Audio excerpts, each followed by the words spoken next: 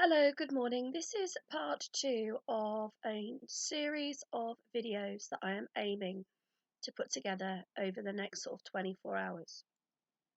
So, just again, a quick recap. I would recommend that you do watch any of the videos that I have posted over the next 24 hours in order. I also would like to point out that these have been done by someone who is not professional within the media industry by far, and any of the information that I post in these videos is my own personal views and opinions. I don't expect everybody to agree with them, and that's fine. As far as I'm aware, we still have equal opportunities and freedom of speech within the United Kingdom. And hopefully, everything that I post doesn't come across as being offensive or abusive in any way towards anybody. And I can only apologize now if that's how you feel.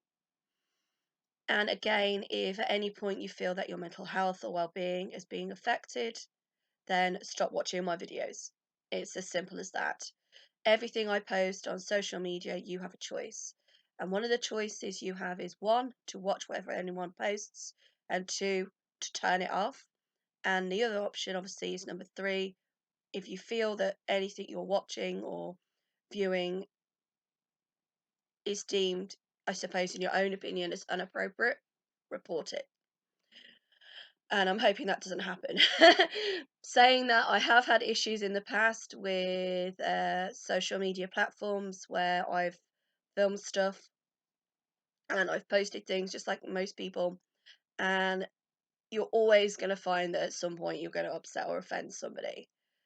But I guess that just comes with being human. So basically, waffle time over. The aim of the videos is basically to talk and to discuss what it is like now that I am 40 in the next couple of days, and how sadly, although I have tried to do something for my 40th birthday, the likelihood is that I do have to face reality that tomorrow nothing is going to go as I planned it to. And unfortunately, that's just life. It's the way it is. But at the same time, I think it's important to sort of reach out to people any way you can to kind of reassure people that they're not alone, and that it doesn't matter how much you plan something, it's whatever happens will happen on the day. And one of the other reasons why I've arranged a charity event, which is what I'm doing, is because I am 40. Basically, I don't need anything. I have my friends, I have my family, I would like to say I have my health. And I would say, although I do have health problems, they're nowhere far as bad as some people's. So, in a way, I'm very lucky that I am still alive, that I'm still talking, that I'm still able to walk, despite the ongoing health problems that I have to face with on a daily basis. I'm still able to use my voice. And for me personally, that is what upsets me the most, is when people get to the point where they are so debilitated that they can't even speak, or they have no way of communicating that people could understand. So, touch wood, I'm still, she's behind me. Ugh, I can't reach it. I can still do this. Although I don't do it very well, and I have a lot of people say, "Oh, you're not disabled, you don't have any disabilities, you're very articulate. Try getting me to write something down for you." It's not going to happen. But saying that, I have painstakingly been trying to get my book, one of my books, completed and published. And because of my severity of dyslexia, which is quite bad, I still haven't been able to achieve that dream. So one of my other aims was to organise a charitable event. Now, I have done charitable things in the past, and a lot of people will probably remember me if they recognise me from school. And one of the things I hated about school was how you were forced to donate money to charities that the schools perceived you should donate to. And again, I had the same issue with my children, where it was, you would do Red Nose Day, you would do Comic Relief, you would do Children in Need. I think they do something called like a Jumper Day now. So there were certain designated charities that and we even did the Ukraine appeal recently because of the war in the Ukraine, where from a young age, you're very young, you're very impressionable, and you're going home and you're saying to your mom or your dad, Mom, Dad, it's Children in Needs Week. Can I have £1 so I don't have to wear my school uniform? Which I suppose is okay if you only have the one child. But with the cost of living going up, and if you have more than one child, £1 might turn into a fiver, for argument's sake. And one of the ladies who I used to go to school with, her family were from Holland, and she ended up having something like 14 siblings, which isn't really heard of in today's society. There's a lot of pressure on society now. Don't have any more than 2 children because of the cost of living, etc. But you imagine her mom being told, oh, we're having a non-uniform day, and she's got 14 children, and each one of those children is expected to take £1 in. That's a lot of money. I mean, nowadays people are complaining about how much bread and milk costs. So the last thing you're going to want to do, and I totally agree and appreciate that, is donate money if you don't have it. And one of the things that I always say that you never get back is time. So one of the things I've always done for charities is donate my time, which to me is a more precious which is a more precious thing. There was another word I was going to use, but I can't remember how to say it properly. The money. You can always make more money. And when I was young, my attitude was, I don't want to be helping someone in a third world country. What's me giving £1 in English money gonna do for someone who lives somewhere where they are dependent on foreign aid? Surely, if anything, we should be encouraging the country to support its own people. And that is something that I do firmly believe in, and I don't honestly would say that my attitude to that has changed. I'm not saying that, although I believe that I haven't donated now that I'm in like going to be 40 in a couple of weeks. And again, what I found was when I went to work, there was a lot of pressure put on staff to donate to a designated charity that a certain company might support. And again, I'm sitting there thinking, hang on a minute, you're telling me to donate my money after I've just worked a 10-hour shift for you at national minimum wage to a charity that you're using in order to avoid paying tax. And I've always had that attitude. And then COVID-19 hit. And over the last sort of 2 to 5 years now, um, what I've noticed, not just because of COVID, but because of all the issues that have been happening a lot with Brexit and one thing and another, is how much people are reliant on donations and support from charities. But sadly, what I have also found, especially living in a town, I live in Nuneaton, born here, bred here, pardon me, is how many charity shops closed down after COVID in Nuneaton. Now, Nuneaton is one of those towns which has 5 areas of deprivation. 5. We are a commuter town. The main employment within Nuneaton, I would say personally, is people going into the military, as we have Brankham Barracks very close to where I live. Hospitality and catering was definitely on that list until COVID. Warehouse and distribution. That is it. We are in a town smack bang in the middle of the Midlands, which is one of the major commuter towns for the area.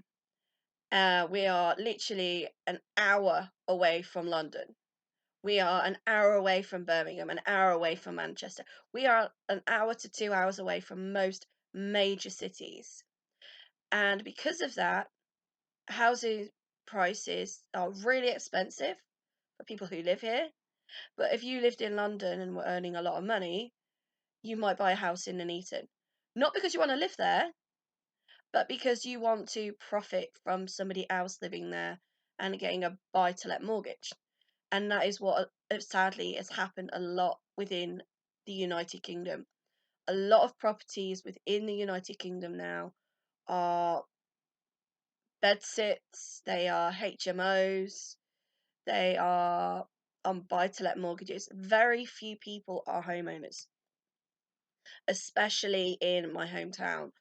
The amount of complaints we get every single 6 months about more houses being built, and yet the amount of people that say, I cannot afford a home, I am renting a property at almost £1,000 a month, is a lot of money. So I can appreciate why, even now as an adult, people don't want to give money to charity, because that pound or that 50 pence or whatever it is that you use, that you've earned, you need that for you. And I've always said that I do not have a problem with helping other people. But at the same time, if I can't help myself, how am I expected to help others? And what I've noticed, sadly, again, I know this is probably coming across as really preachy, and if you've turned off by now, fair enough, is how much lack of support there has been in things like the NHS. That has been at the top of everybody's list. It's the National Health Service, and how much it is in such a dire strait. And at the same time, once COVID hit, the amount of charities that got affected. But when you think of a charity, most of the time people think of charities that are what I would call nationwide or national. So things like Guide Dogs for the Blind, British Heart Foundation. Another one we have in the UK is like the RNLI, um, breast cancer awareness. There are so many charities out there. How do you then choose to support one but then not another? Because it is personal choice. And again, I think one of the reasons I got put off from giving money, not so much my time, but money, was because I never knew what that money was going to go to. Because if you look on every charity website, they have members of staff working for them that are on like 30 to 60,000. Even Canal and River Trust, some of their HR department are on 60 grand a year. And you're thinking, hang on a minute, 60 grand a year? And what is it you're doing with my donations if it's not going to people's wages? And I'm not saying people shouldn't earn a wage, but when you've got somebody working in a shop, stacking shelves at national minimum wage, and for whatever reason they can't get that managerial position, and then you've got somebody who, I suppose, unless you do the job, you can't really say, who's probably earning, instead of earning 15,000 a year, for argument's sake, is earning 30,000 or 60,000. You've got to think to yourself, why? And especially when it comes to charities. If you're in a lab trying to cure a cancer, I can understand why you should be paid more, because you have the skills, you have the experience, as opposed to maybe somebody who is working in a charity shop or walking around with a clipboard trying to get fundraising. But where do you draw the line? And this is why again, without any clear or concise information as to where that money is going to go, I myself still am not comfortable with giving money. So, one of the things that I aimed to do with my charity event was promote information. If people then chose to give a donation, that was their choice. And one of the ways that I've tried to encourage that is by promoting the charity and saying, this is their website. You do not have to buy anything from me direct.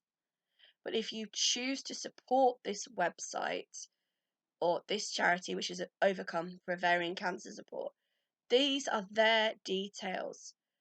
Research what they have put on social media, research what they have put on their website, then make a decision. I am not going to take money from you. Saying that, I am planning on doing a raffle, and then any fundraising money that I do get, I will ultimately send to the charity. But again, that is a personal choice. And I feel that, unfortunately, with the way people are influenced by society, in my opinion, that personal choice is taken away. And to put that much pressure as well on young people to say, you must donate, you must support people, it it's I don't think it's fair, because education is one thing, manipulation is another. And I feel that, without giving people the opportunity to make that choice, to make that decision, it can affect people's mental health and well-being. I mean, I'm 40 next week, and I've heard of stories of elderly people that have literally been conned into donating money to charity. My own great aunt, she ended up being a recluse in her later years. And when she passed away, she had signed over her estate to this charitable organization. I don't even know who they were. I was very young when this happened. And being a child, to see and witness somebody that you love or knew in your family who died but had been conned into donating everything to this charity. I don't even know what the charity was, so I can't comment on that side of things. But to see my dad, especially, crying because he was basically sent hate mail by this charity and was abused by this charity and told, your aunt has signed over her estate to us, it is in her will. I mean, I don't even know whether they saw the will, I don't know nothing. So all of my family heirlooms, all of our family photographs, all of our family, like, everything was sentimental value to me, which now that I'm 40, and I'm a woman. So that's another reason why I'm very sentimental about certain things and not others, in my opinion. I think I think it's imprinted in us. I don't know, but it's just one of those feelings I get. We lost. We lost so much because of this charity that my aunt was conned into basically signing her estate over to. And I know people do that. And I think, if you want to do that, that's fine. But talk to your family about it first. Don't have them turn up at your house to pick up wedding rings and photographs, to have some stranger they've never met, padlocking your door. And my granddad as well, he never fought them on this. And his biggest regret was that he didn't. But then again, it's having the knowledge and it's having the support to do this. So, as much as I want to help and support people, the thing is, you have to be able to help and support yourself first. So please, if you can stomach everything I'm saying and want to watch my videos, please do so. I can only apologise if I'm coming across a little bit too preachy. But I guess it's because I'm at that age now where I'm 40 next week. And there are things in my life that if people had told me about them when I was younger, would it have benefited my life? Would I have gone down a different route in my life instead of finding out stuff now, which in a way, I wouldn't say is too little too late, but at the same time,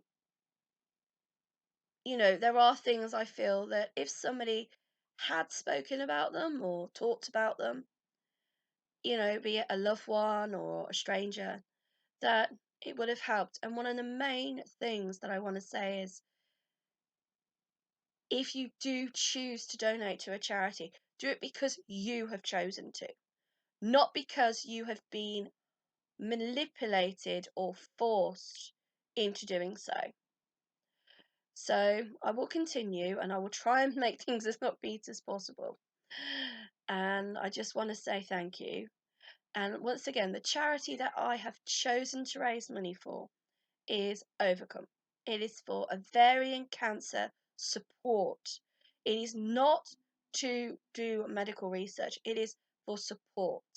So if you choose to donate to them through my Just Giving page, which is on their own website, it is not through Facebook or anything else, it is actually on their website itself. Therefore, all of the money that is raised by me, which I have been trying to do for the last 6 months until the 4th of July, will go directly, to my knowledge, to the charity. It won't go past go. Nobody's going to be collecting £200. Nobody's going to be creaming off the top, to my knowledge. It is on their website and it is for their charity. If you have any questions or queries or want any further information, contact me direct or contact the charity itself. I will aim to put some links in there, providing they adhere with YouTube. Anything that doesn't will obviously be subsequently removed, and I can only apologise for that. So enjoy your day, and I will continue doing what I'm doing. And fingers crossed, it'll be all right on the day.